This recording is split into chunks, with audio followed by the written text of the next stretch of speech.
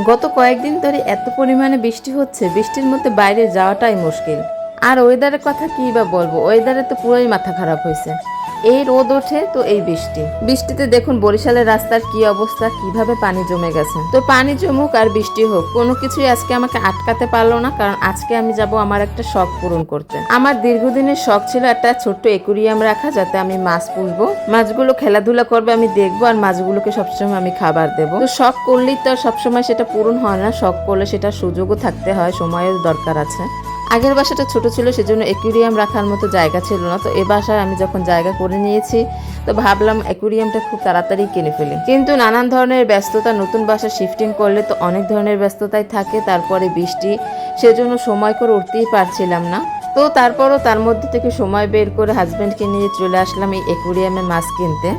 তো এটা আমি আসছিলাম বটতলা। তো বটতলা আসলে কিন্তু এখানে অনেক ধরনের অ্যাকুরিয়ামের দোকান পাবেন। তো আমি এখানে সবচেয়ে বড় যে অ্যাকুরিয়ামের দোকানটা, আমি সেখানেই আসছি। এই অ্যাকুরিয়ামের দোকানটা অনেক পুরনো আর অনেক বড়। আমি ছোটবেলা থেকে এই অ্যাকুরিয়ামের দোকানটা দেখে আসছি, কিন্তু কখনো ঢুকিনি, এই ফার্স্ট টাইম। দেখুন এই মাছটা একেবারে পুরো জায়ান্ট ফিশ। এই মাছটা নাকি এভাবেই আছে, এর জন্য কোনো অক্সিজেনেরও দরকার পড়ে না, এটা নাকি এভাবেই থাকতে থাকতে ফিক্স হয়ে গেছে। আসলে আল্লাহর সৃষ্টি ভাবাই যায় না, কত রঙের, কত অদ্ভুত অদ্ভুত প্রাণী যে দুনিয়াতে আছে, সেটা আমাদের জানারও বোঝারও বাইরে।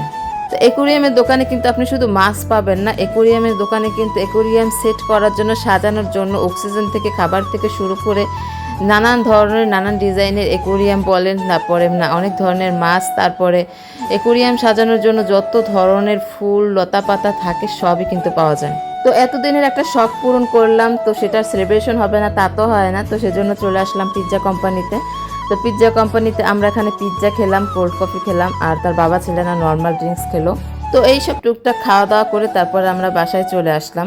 এই যে আমার শখের অ্যাকুরিয়াম, দেখতে ছোট মনে হলেও অনেক সময় ছোট ছোট থেকেই শখ পূরণ করতে হয়। তো আমার শখ অতটা বড় ছিল না, কারণ আমার যেহেতু নিজের বাসা না, তারপরে আমার অতটা ভাড়া বাসা, এতটাও জায়গা হয় না যেখানে অ্যাকুরিয়াম রাখা যায়। তো এখানে এই ছোট করে যতটুকু জায়গা পেয়েছি, সেখানে আমি একটা ছোট্ট অ্যাকুরিয়াম কিনেছি। আমি সাথে কিছু রেডিয়াম পাথরও নিয়েছিলাম, যেগুলো রাতে জ্বলবে আর দেখতেও খুব ভালো লাগবে। তারপরে এই তো পানি দিয়ে পুরো ট্যাঙ্কটা ভর্তি করে নিয়েছি। আমার খুব ইচ্ছা ছিল আমি বেটা ফিশ কিনবো, কিন্তু সেটা আর কিনতে পারিনি, কারণ বেটা ফিশ নাকি একটার বেশি একটা অ্যাকুরিয়ামে রাখা যায় না। তো এই কথাটা আমি জানতাম না। তো যাই হোক, তো তারপরে আমি নর্মাল ফিশ, যেগুলো অ্যাকুরিয়ামের অক্সিজেন ছাড়া বাঁচবে, আমি সেগুলোই নিয়েছি। আসলে আমার এখানে অ্যাকুরিয়ামটা ছোট, তারপরে অক্সিজেন সেট আপ দেওয়ার কোনো সিস্টেম ছিল না, সেজন্য অক্সিজেন ছাড়া যেসব মাছ বাঁচবে এবং দেখতেও সুন্দর লাগবে, আমি সেই ধরনের মাছগুলো এখানে নিয়েছি। দেখুন মাছগুলো দেখতে কত সুন্দর, কত কিউট লাগছিল। আমার তো অনেক দিনের শখ পূরণ হয়েছে, সেজন্য তো আমি অনেক খুশি। তো দেখা হবে নেক্সট ভিডিওতে। ধন্যবাদ।